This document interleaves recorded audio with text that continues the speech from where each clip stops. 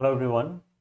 आज की इस वीडियो में मैं बीपीएससी का सिलेबस डिस्कस करूंगा और ये सिलेबस कितना इम्पोर्टेंट है आप अच्छे तरीके से समझते होंगे। टॉपर्स लोग को सुनते होंगे तो टॉपर्स लोग हमेशा ये बोलते हैं कि सिलेबस के अकॉर्डिंग ही प्रिपरेशन करना चाहिए। टाइम बचता है, एनर्जी बचता है और मार्क्स भी अच्छे आते हैं। तो हम सब लोग सिलेबस को समझने का प्रयास करते हैं। समझ में नहीं आता तो उसको याद करने का प्रयास करते हैं और याद नहीं होता तो हम फ्रस्ट्रेट हो जाते हैं। तो एक छोटे से वीडियो में मैं सिलेबस को समझाने का प्रयास करूंगा। तो एक पीडीएफ मैंने बीपीएससी की वेबसाइट से डाउनलोड किया है जिसमें सिलेबस प्रीलिम्स और मेंस का दिया हुआ है। इसी से मैं आपको पढ़ करके जो मुझे समझ आया है उसके बेसिस पे मैं आपको डायरेक्टली समझाऊंगा कि क्या क्या सिलेबस है। तो आइए सबसे पहले देखते हैं हम प्रीलिम्स का सिलेबस। पीडीएफ में आपको दिखाई दे रहा होगा प्रारंभिक परीक्षा का पाठ्यक्रम। आप पहले और दूसरे पैराग्राफ में पढ़ करके समझ सकते हैं कि प्रीलिम्स का सिलेबस क्या क्या है, क्या क्या एरियाज़ हैं, कौन कौन से एरियाज़ हैं जिससे कि प्रीलिम्स के सवाल पूछे जाते हैं। और दूसरे पैराग्राफ में उसका नेचर डिफाइन किया हुआ है कि किसी एरिया से सवाल किस तरीके के निकल के आएंगे। तो जो आपका अगर हम इसको ऑर्डर में करें तो जो आपका सिलेबस है तो सबसे पहले तो आपका हिस्ट्री से सवाल आता है। हिस्ट्री बहुत ही इंपॉर्टेंट है प्रीलिम्स के लिए। हिस्ट्री आपका एंशियंट है, मिडिएवल है एंड मॉडर्न है। दूसरा आपका ज्योग्राफी है, ज्योग्राफी से भी अच्छे खासे सवाल पूछे जाते हैं। तीसरा आपका पॉलिटी हो गया, चौथा आपका इकोनॉमी हो गया और पांचवा साइंस। उसमें आपका इन्वायरमेंट के भी कुछ क्वेश्चन इंक्लूड रहेंगे। मैथ्स से सवाल पूछे जाएंगे। करंट अफेयर 30 सवाल पूछे जाते हैं प्रीलिम्स में। करंट अफेयर बहुत ही इंपॉर्टेंट है और बिहार से सवाल भी आपको बहुत सारा देखने को मिलेगा। तो जो इंपॉर्टेंट पॉइंट्स दूसरे पैराग्राफ में मेंशन किया हुआ है उसके अनुसार हिस्ट्री में आपका जो नेशनल मूवमेंट है 1857 के बाद जो फ्रीडम स्ट्रगल है उससे सवाल आपको ज़्यादा देखने को मिलेगा। आप इन टॉपिक को, जो नेशनल मूवमेंट है, राष्ट्रीय आंदोलन और स्वतंत्रता संग्राम, इसको तो आप अच्छे से करें। उसी तरीके से ज्योग्राफी में रिवर्स, इंडियन रिवर्स, बिहार की नदियाँ, कृषि, एग्रीकल्चर, नेचुरल रिसोर्सेस, खनिज पदार्थ, आप इनमें कमांड बनाएं तो आपका ज्योग्राफी बहुत अच्छा कवर हो जाएगा। उसी तरीके से पॉलिटी के लिए दिया हुआ है कि political system, local government important topic है। इकोनॉमी में दिया हुआ है कि जो गवर्नमेंट पॉलिसी है, स्कीम्स है, वो आपका इंपॉर्टेंट टॉपिक है। इसके अलावा अगर हम देखें बिहार के बारे में तो बिहार में history, geography, economy and census, ये जो आपका चार टॉपिक है, हिस्ट्री, ज्योग्राफी, इकोनॉमी और सेंसस, ये आपका काफ़ी इंपॉर्टेंट है। आप जब बिहार के स्पेशल किताब पढ़ेंगे तो इसमें ये चार पोर्शन को जरूर कवर करेंगे। लेकिन एक बात यहाँ पे गौर करने की है कि अगर हिस्ट्री लिखा है तो हिस्ट्री में कुछ इंपॉर्टेंट टॉपिक तो दिया हुआ है बट बहुत सारा और भी टॉपिक है जिससे सवाल हिस्ट्री में प्रीलिम्स के अंदर पूछे जाते हैं। तो हिस्ट्री तो 6th स्टैंडर्ड में पढ़ाई जाती है और हिस्ट्री की पढ़ाई ग्रेजुएशन में भी होती है। तो क्या हमें हिस्ट्री को कवर करने के लिए प्रीलिम्स के लिए 6th स्टैंडर्ड से ग्रेजुएशन तक का करना पड़ेगा? कौन से स्टैंडर्ड का सवाल पूछा जाएगा, चाहे वो हिस्ट्री हो, चाहे वो ज्योग्राफी हो, चाहे वो इकोनॉमी हो, ये सिलेबस में कहीं नहीं लिखा हुआ है। और ये एक बहुत ही बड़ा कन्फ्यूजन क्रिएट करता है कि जो 8 सब्जेक्ट हैं इसका लेवल क्या रहेगा। हाँ, साइंस के बारे में जरूर दिया हुआ है कि इसका लेवल बेसिक रहेगा, जो एक कोई भी एजुकेटेड पर्सन को जवाब देने आना चाहिए। लेकिन बाकी के लिए इंपॉर्टेंट टॉपिक्स के अलावा स्टैंडर्ड मेंशन नहीं किया है।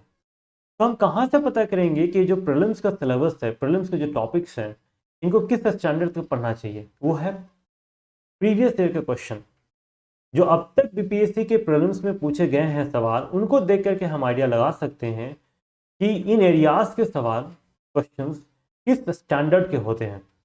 तो हम डिटेल में प्रीलिम्स का डिटेल स्ट्रैटेजी डिस्कस करेंगे अगले वीडियो में।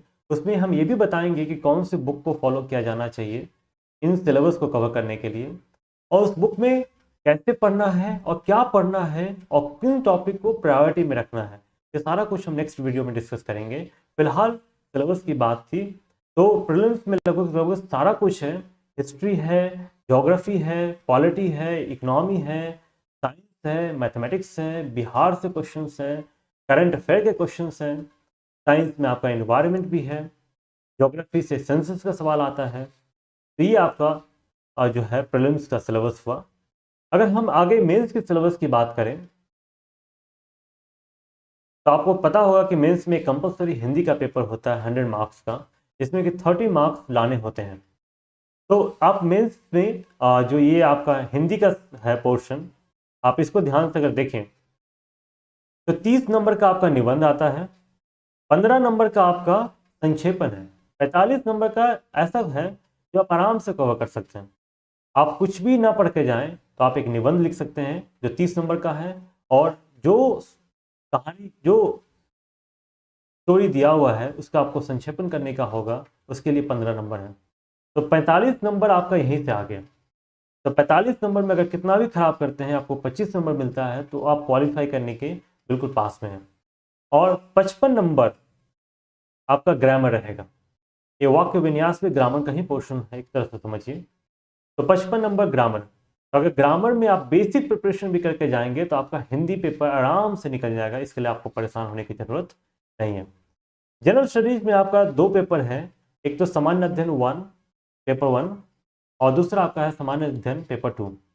तो सामान्य अध्ययन पेपर 1 का यहाँ पे सिलेबस आपको दिख रहा होगा 1 2 3, और उसी तरीके से पेपर 2 का भी सिलेबस 1 2 3 करके दिया हुआ है। और इस पैराग्राफ में आपको डिटेल में बताया है कि इंपॉर्टेंट टॉपिक्स क्या है। तो पेपर 1 की अगर बात करें तो पेपर 1 में आपका पहला है history and culture. History and culture से सवाल पूछे जाएंगे, और यहाँ पे बताया है कि हिस्ट्री एंड कल्चर से क्या क्या इंपॉर्टेंट टॉपिक्स है जिसको अच्छे से प्रिपेयर करना चाहिए। तो सबसे पहले कल्चर का देखें तो आपका 3 इंपॉर्टेंट टॉपिक है कल्चर में, जिसको कि अच्छे से प्रिपेयर करना है। उससे सवाल जनरली देखने को मिलता है। एक तो आपका मौर्य आर्ट, मौर्य कला, पाल आर्ट, पाल कला, और पटना कलम आर्ट, पटना कलम कला। इसके बाद अगर हम रिवेलियन की बात करें, विद्रोह की बात करें, तो जो संथाल का विद्रोह है वो इम्पॉर्टेंट है। बिरसा का जो रिवोल्ट है वो इम्पॉर्टेंट है। 1857 में जो सिपोई मेंटूनी हुई थी, सैनिक विद्रोह, वो बहुत इंपॉर्टेंट है, उससे सवाल आता है। कुंवर सिंह का क्या कंट्रीब्यूशन था 1857 में। चंपारण सत्याग्रह, क्विट इंडिया मूवमेंट, इसी तरीके से वेस्टर्न एजुकेशन किस तरीके से शुरू हुआ, किस तरीके से आगे बढ़ा, और गांधी नेहरू टैगोर पे भी सवाल देखने को मिलते हैं। अब इन टॉपिक्स का प्रिपरेशन कैसे करना है, ये हम मेंस की जब डिटेल स्ट्रैटेजी बात करेंगे तो उसमें हम डिस्कस करेंगे। बट ध्यान देने की बात यहाँ पे है कि हिस्ट्री में जो कुछ भी बताया गया कि इंपॉर्टेंट है, वो सब बिहार से रिलेटेड है। जिस हिस्ट्री के पोर्शन में बिहार का इंपॉर्टेंट कंट्रीब्यूशन है या फिर बिहार का स्पेशल फीचर है, उसको तो हमें अच्छे से प्रिपेयर करना ही है, जैसा कि सिलेबस से देखने को मिल रहा है। बट इसके अलावा ऐसा नहीं है कि कुछ और नहीं आएगा। 1857 के बाद जितने भी नेशनल मूवमेंट के इवेंट्स हैं, जो फ्रीडम स्ट्रगल के स्टेजेस हैं, वहां से भी सवाल देखने को मिल सकता है। For example, Champaran Satyagraha mention किया हुआ है, बट नॉन कोऑपरेशन मूवमेंट या सिविल डिसोबीडियंस मूवमेंट, असहयोग आंदोलन या सविनय अवज्ञा आंदोलन मेंशन नहीं किया हुआ है। तो क्या वहां से सवाल नहीं है? कि वहां से भी सवाल आ सकते हैं। जो दूसरा है जो इंपॉर्टेंट टॉपिक है वो आपका करंट अफेयर है। करंट अफेयर यहाँ पे बहुत ही ब्रॉड होता है। आपका नेशनल एंड इंटरनेशनल इंपॉर्टेंस का जो बहुत बड़ी घटना है वो आपका करंट अफेयर में पूछा जा सकता है। तीसरा पोर्शन आपका है स्टैटिस्टिक्स। स्टैटिस्टिक्स का प्रिपरेशन आप आसानी से कर सकते हैं। अगर आपका मैथ्स 10th स्टैंडर्ड का वीक भी है तब भी आप स्टैटिस्टिक्स का प्रिपरेशन कर सकते हैं। आपको थोड़ा सा एफर्ट डालना पड़ेगा। स्टैटिस्टिक्स के सवाल जनरली रिपीटिंग नेचर के होते हैं। आप प्रीवियस के क्वेश्चन को अगर आप अच्छे से प्रिपेयर कर लें तो उसी तरीके के सवाल आपको स्टैटिस्टिक्स में देखने को मिलेगा। ये जो 3 पोर्शन है इसमें टोटल 8 क्वेश्चंस आपका पूछा जाएगा। हिस्ट्री एंड कल्चर से 3 सवाल आपको आंसर करने होंगे, 3 क्वेश्चन आपको आंसर करने होंगे। 38 मार्क्स का हर एक क्वेश्चन रहेगा। उसी तरीके से करंट अफेयर में भी आपको 3 क्वेश्चन आंसर करना होगा 38 मार्क्स का, और स्टैटिस्टिक्स में आपका 2 क्वेश्चन आंसर करना होगा 36 मार्क्स का। मतलब स्टैटिस्टिक्स आपका 72 मार्क्स का रहेगा। तो 72 मार्क्स मैटर करता है मेंस के एग्जाम के लिए, फाइनल मेरिट लिस्ट में नाम आने के लिए, रैंक डिसाइड करने के लिए। इसलिए स्टैटिस्टिक्स को आप बिल्कुल ना छोड़ें। अगर आपका स्टैटिस्टिक्स अच्छा रहेगा तो आपका पेपर 1 में मार्क्स काफ़ी अच्छा आएगा। उसके बाद है पेपर 2। तो पेपर 2 का जो सिलेबस अगर हम देखें, यहाँ पे मेंशन किया हुआ है, यहाँ भी 3 पोर्शन है, पहला, दूसरा, तीसरा। पहला जो पोर्शन है वो पॉलिटी है, इंडियन पॉलिटी। दूसरा आपका हो गया इकोनॉमी एंड ज्योग्राफी, एंड तीसरा आपका है साइंस एंड टेक्नोलॉजी। तो यहाँ पे भी पेपर 2 में क्या क्या इंपॉर्टेंट टॉपिक है बताने का प्रयास किया गया है, लेकिन यहाँ पे जो बताने का प्रयास किया गया है उससे कुछ भी क्लियर समझ में नहीं आ रहा है कि क्या इंपॉर्टेंट है जिसको कि प्रिपेयर करना है। इसीलिए ये जो पेपर 2 है ये बिल्कुल जनरल नेचर का हो जाता है, क्योंकि यहाँ पर सीधा लिखा हुआ है कि भारत की तथा बिहार की राजनीतिक व्यवस्था, भारत की और बिहार की राजनीतिक व्यवस्था से संबंधित प्रश्न तो बहुत सारे बन सकते हैं। और इसका भी वही बात है कि इसका प्रिपरेशन तो, इसकी पढ़ाई 6th स्टैंडर्ड से लेकर ग्रेजुएशन तक होती है, तो इसका कैसे प्रिपरेशन करना है इसका आइडिया आपको लगेगा प्रीवियस ईयर के क्वेश्चन से। जैसे प्रीवियस ईयर के क्वेश्चन को देखते हुए मैंने ये सेपरेट किया है कि कौन कौन से टॉपिक इंपॉर्टेंट हो जाता है। जैसे पॉलिटी में आपका political system, party, election, ideology, coalition government, caste and class का जो रोल है वो आपका इंपॉर्टेंट हो जाता है। इसके लिए जो लक्ष्मीकांत की जो किताब है वो बहुत सफाइस करता है, उसके अलावा थोड़ा बहुत गूगल करना पड़ता है।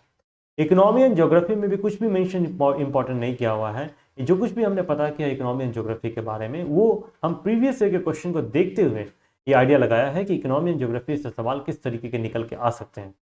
तो जो सवाल देखने को रेगुलरली या फ्रिक्वेंटली मिलता है वो है वाटर एंड एग्रीकल्चर।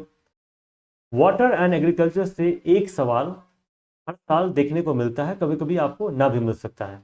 उसी तरीके से natural resources, industrial development, population, जनसंख्या, पॉपुलेशन कंट्रोल, फैमिली प्लानिंग, ये सारा कुछ इंपॉर्टेंट हो जाता है। ग्रोथ एंड एम्प्लॉयमेंट, प्लानिंग तो आपका सिलेबस में क्लियरली मेंशन किया हुआ है कि प्लानिंग कितना इंपॉर्टेंट है। ज्योग्राफी के बारे में दिया हुआ है कि physical, social and economical.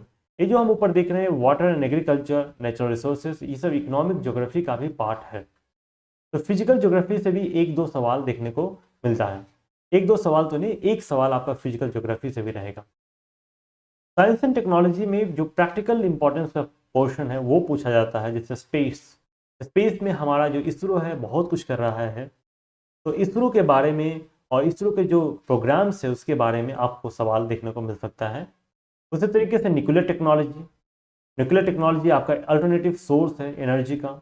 Water, information and communication technology, IT and computer, biotechnology, nano technology और बायोलॉजी से रिलेटेड जैसे कि मेडिसिन और डिफेंस से भी सवाल देखने को मिल सकता है। ये था आपका पेपर 2 का सिलेबस। और थर्ड जो आपका सब्जेक्ट है वो ऑप्शनल का सब्जेक्ट है। तो 37 लिस्ट है, ऑप्शनल के लिस्ट में 37 सब्जेक्ट हैं, आप उसमें से कोई भी एक सब्जेक्ट चूज कर सकते हैं। ऑप्शनल कैसे डिसाइड करना चाहिए ये हम वीडियो में डिस्कस करेंगे। एक ऑप्शनल का पेपर रहेगा और उस ऑप्शनल के अनुसार आपको सिलेबस को समझना पड़ेगा। आप सिलेबस को जरूर समझें। कई बार ऐसा होता है कि जो सिलेबस दिया हुआ है वो ज़्यादा दिया हुआ है बट पूछता नैरो डोमेन से है, और कई बार ऐसा होता है कि जो सिलेबस लिखा है उससे बाहर का भी पूछ लेता है।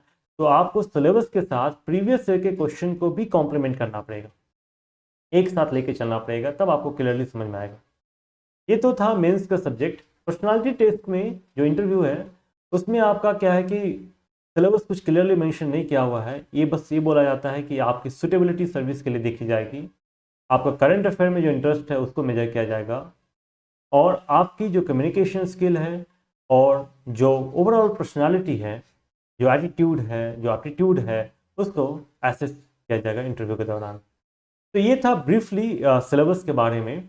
आगे बहुत कुछ डिस्कस करूँगा और अब वीडियोस रेगुलरली अपलोड करूँगा क्योंकि सारा कुछ सेटअप हो गया है और कल तक मोस्ट प्रोबेबली इंटरनेट भी आ जाएगा। तो वीडियो अब लाइव स्ट्रीम करूँगा, जब मैं डिस्कस करूँगा तो वो लाइव स्ट्रीम होगी, तो इसमें तो बहुत आसान हो जाएगा। तो हमसे जुड़े रहिए, और अगर आप नए हैं तो चैनल को सब्सक्राइब कर लें ताकि इसके नोटिफिकेशन आपको तुरंत से तुरंत, जल्द से जल्द मिल जाए। तो इसी के साथ हम वीडियो को समाप्त करते हैं। धन्यवाद।